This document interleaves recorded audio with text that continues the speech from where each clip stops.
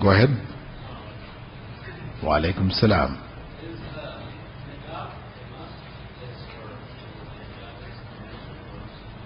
Okay, brother's question concerning niqab or the face veil, is this a must and a requirement for Muslim women? Well, this is an issue over which Muslim scholars have differed. Some hold that it is not an obligation, but those who hold it's not an obligation hold that it is a strong recommendation. And others hold that it is an obligation. You do have an element amongst modernists who would even go so far as to claim that it isn't an obligation at all. Even the khimar or the scarf itself, but this is something cultural, and that modesty is only a principle and an idea that can vary from society to society, and as long as you maintain what may be classified as modesty, you're okay. So if you're in the West, what constitutes modesty, which might constitute nakedness in the Muslim world, is okay, you know. But this is, of course, an extreme view which steps outside of the bounds of Islamic law. An Egyptian scholar stated that France is permitted to pass a law banning hijab.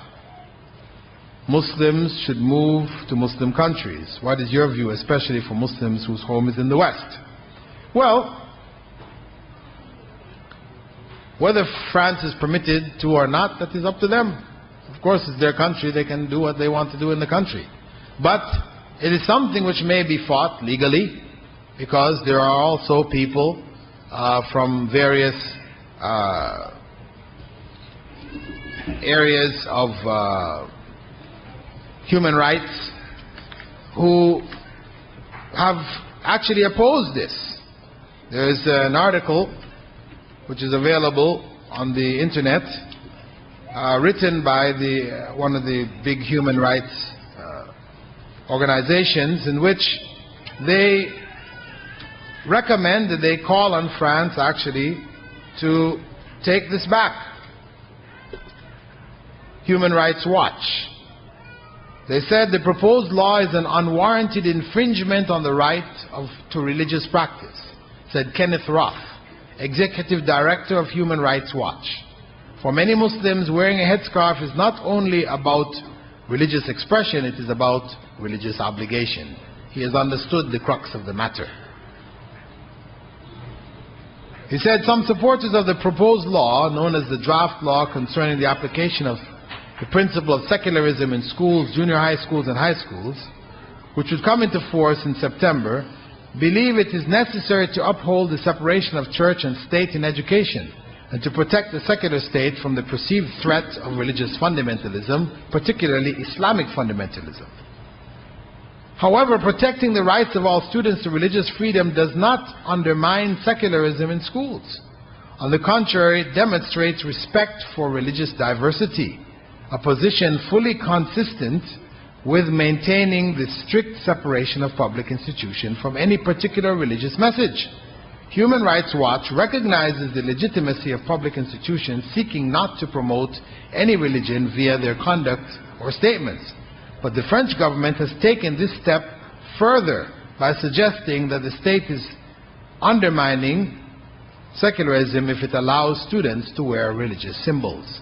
So this is Human Rights Watch, a non-Muslim organization opposed to the ban which is being proposed in France. Now, Muslims should move to Muslim countries. Well, I mean, this of course is something which may not be practical at all. Of course, Muslims, wherever they find that practicing Islam becomes difficult, they are obliged to migrate, to make hijrah. This is an obligation which remains on Muslims until the last day. So the obligation to migrate is a general obligation which Muslims are faced with wherever they are. Even in Muslim countries where they have difficulty practicing Islam, they are obliged to migrate to another area where they can better practice Islam. As for the majority of Muslims, for example, in Western countries who cannot migrate, their responsibility is to try to implement Islam as best they can and to convey the message of Islam to the non-Muslim society in which they live.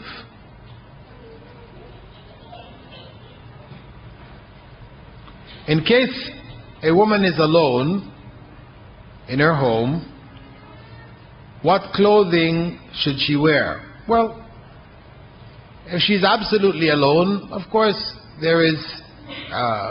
she's free, she has to take a bath, whatever. I mean, people take baths, they don't usually wear clothing when they take baths, so it means that sometimes she may take off all of her clothing. So it depends on the circumstance,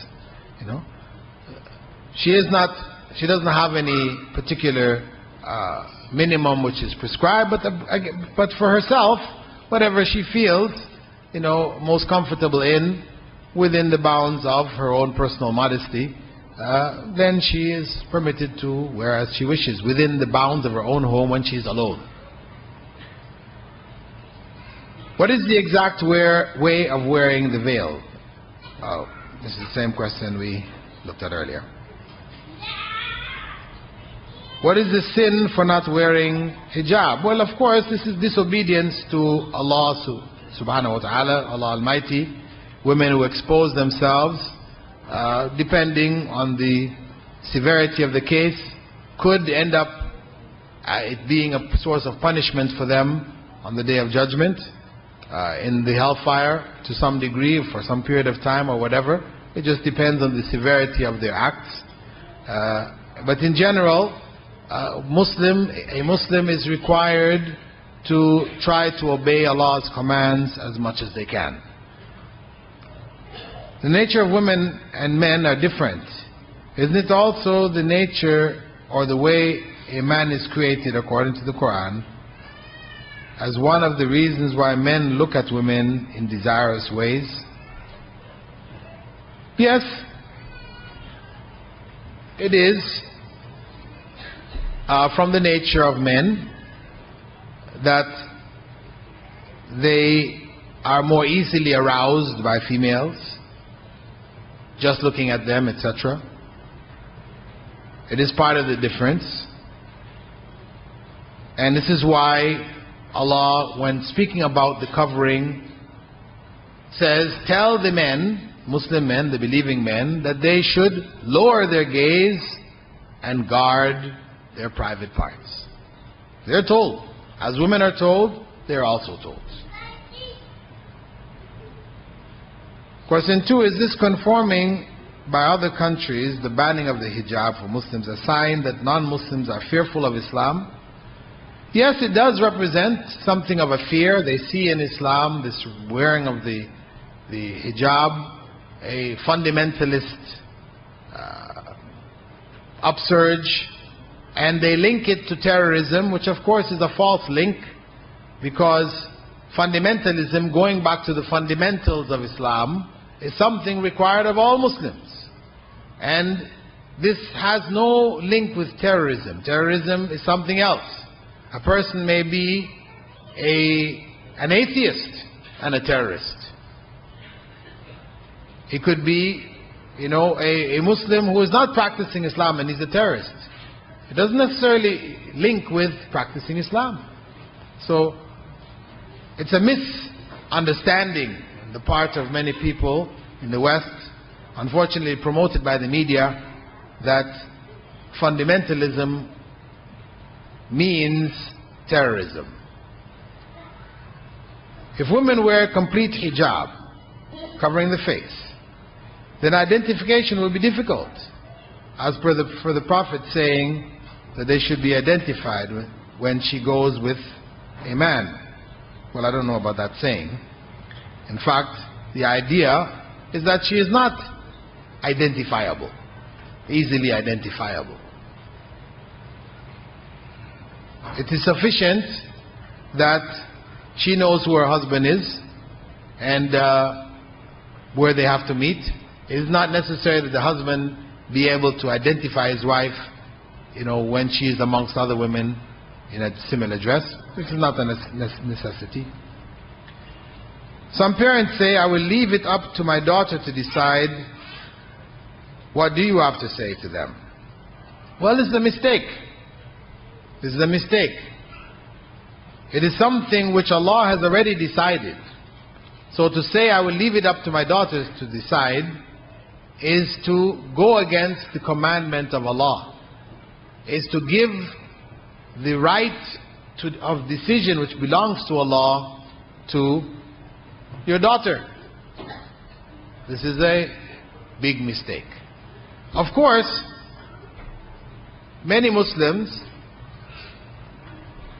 who are not applying Islam properly find themselves in a difficult situation when they recognize culturally that a girl has now become a young woman and she needs to be covered, and they ask her to cover and she doesn't want to.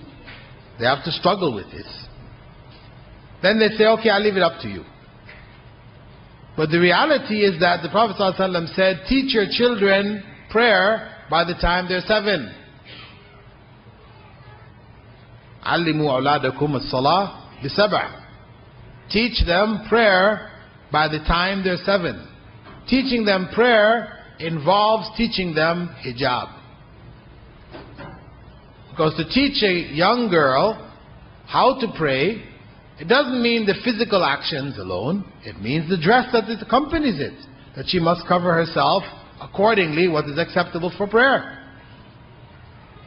And she learns that dress from the time she's 7. By the time she reaches puberty, you'll not have any problems encouraging her to wear the hijab, because she'll already be doing it. Maybe not as complete, maybe at that time she wears it in the most complete sense. So that only becomes a problem for those people who are not following the prophetic instructions.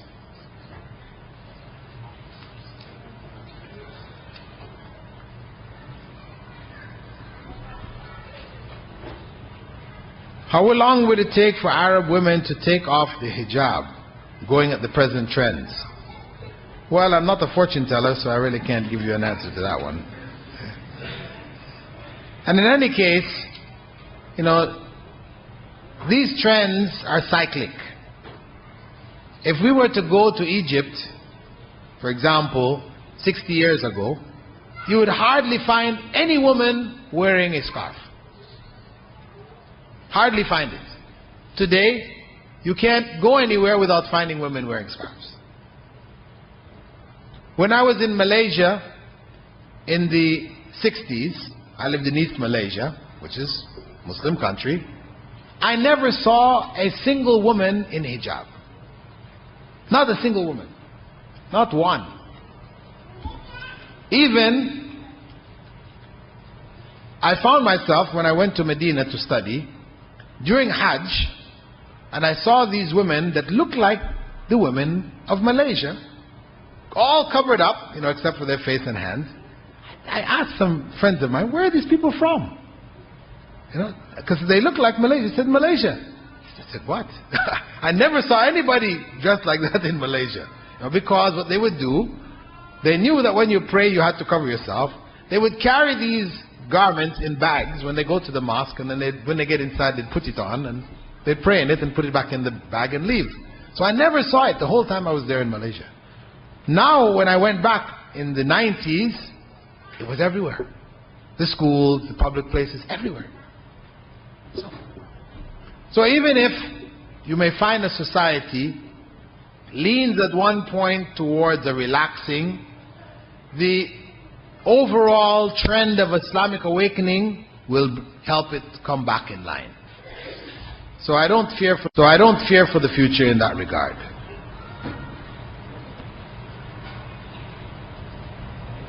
Question: you speak of extremes in the West, topless, miniskirt, etc.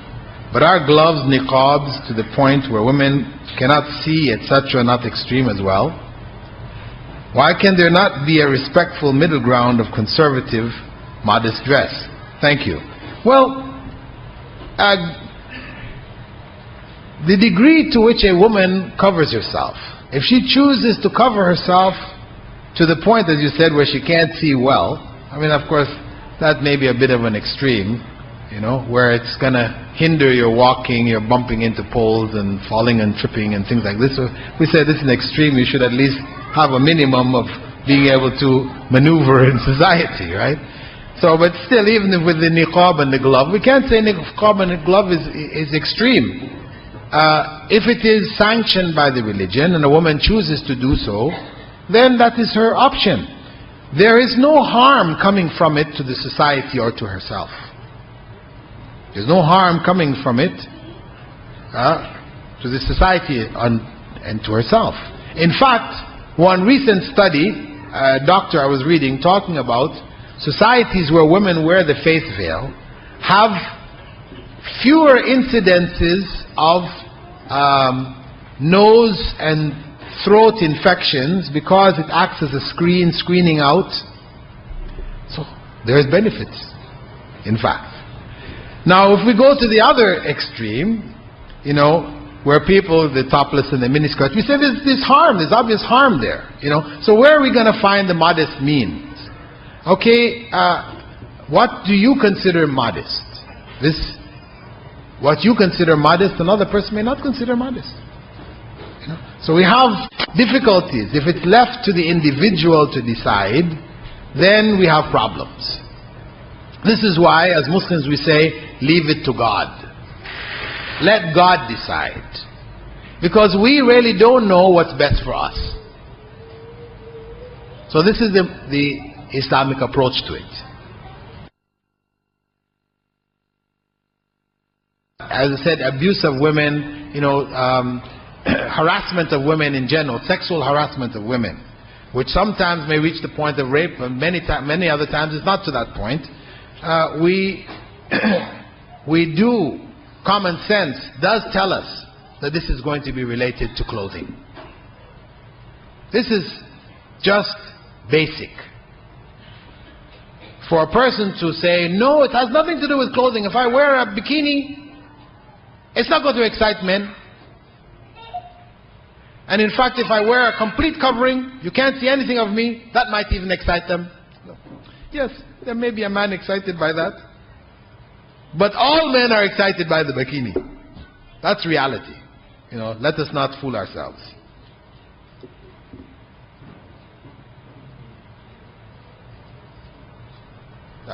Okay, our time's running out. We have hit the hour of 10 o'clock. And though we have a number of questions remaining, what I can do is maybe I'll save them for the center. We can answer them at the Qatar Guest Center, where we have regular classes in the evening. I have regular Friday classes there. I can answer some of them in my question and answer period, because time will not permit going through all of them. And if you didn't receive a brochure before leaving, please collect one, which informs you about the Qatar Guest Center, which is the main body involved with setting up this program. And inshallah we'll be having other public programs. We hope that you will continue to take part. Okay, just running through a few of these other questions.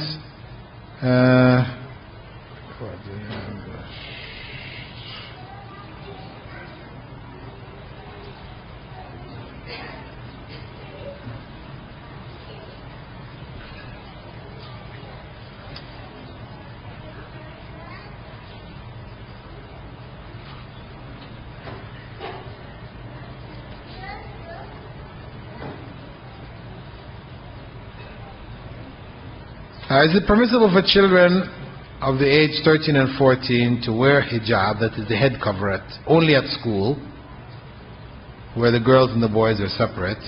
The hijab doesn't cover the chest. Well, you know, 13, 14 is the age of puberty, so a proper hijab should be worn by a girl of that age. The point at which it becomes a requirement, an obligation, religious obligation, is the age of puberty.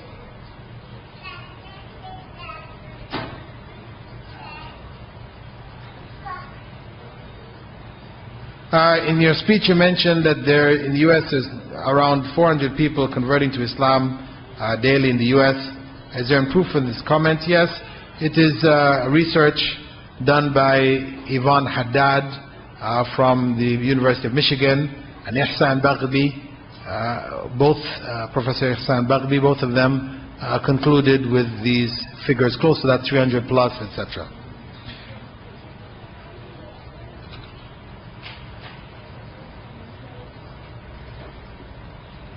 To me, TV media plays an important role in unveiling the women. If you provide liquor to a drunkard and then you tell him not to drink, it is very difficult for him. First ban the liquor, then tell him not to drink. Similarly, ban those TV channels which inspire women to unveil and then tell them, I guess, to veil. Well, we should, of course, try to control the media to the degree that we are able, but even if the media is not in our hands and it is not complying with Islamic principles, does that now become justification for us not to comply with those principles? Of course not. In the end, a person has an obligation to worship God, to obey the commandments of God in his or her life, whether the whole society doesn't do it or whether they do. Ultimately, they will be asked about themselves, first and foremost, and as such, they should consider the obligation a personal obligation. The implementation of Islam is a personal requirement. Then it is one of family, community, and society, etc. But first and foremost, we must begin with and end with ourselves, because we have to answer, each and every one of us, to God. With that, I'll close thanking you all for being with us this evening, and hoping that you will continue to take part in our various programs that we're offering. سبحانك اللهم وبحمدك نشهد أن لا إله إلا أنت نستغفرك ونتوب إليك.